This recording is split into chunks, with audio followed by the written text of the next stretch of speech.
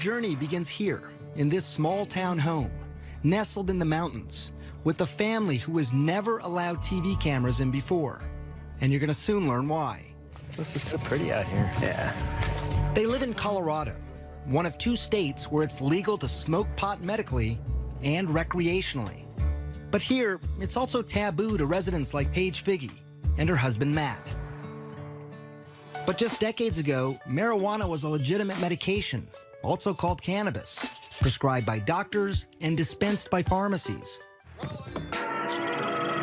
And then came this. It is convinced that he is hopelessly and incurably insane.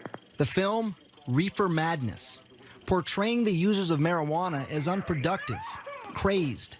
Marijuana then became illegal in 1937. And by 1970, it was a Schedule I controlled substance. The government was saying it had no medicinal value and had a high potential for abuse. All reasons why the Figges stayed away from marijuana. Until this. And this might be hard for some of you to watch. This is their daughter, Charlotte, having a seizure. Charlotte, nicknamed Charlie, was born perfectly healthy, a fraternal twin to sister Chase. Charlie always had big, big smiles. Just happy kids. Easy. Yeah, easy. Very much so. By the time she was 2, though, the seizures had become constant and started to take their toll on their once happy, joyful little girl. It was awful news. Dravet syndrome. It is severe, intractable epilepsy.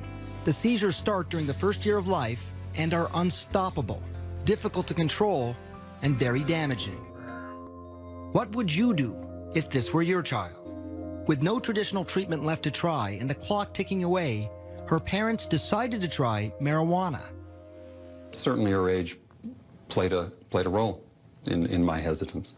Dr. Alan Shackelford is a Harvard-trained physician.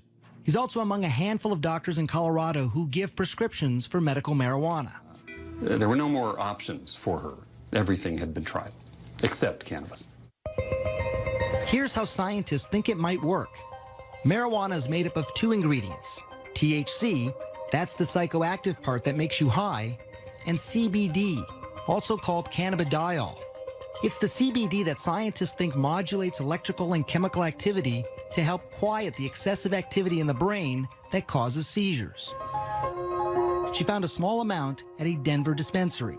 Paige paid $800 for a small bag and took it home.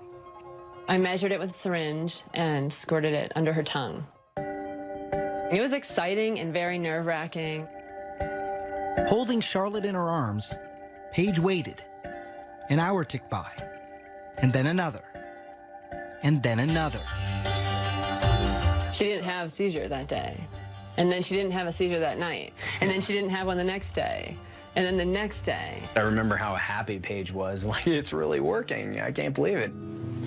Yeah, kitty. The child who had had 300 seizures a week was now down to just 1 every 7 days.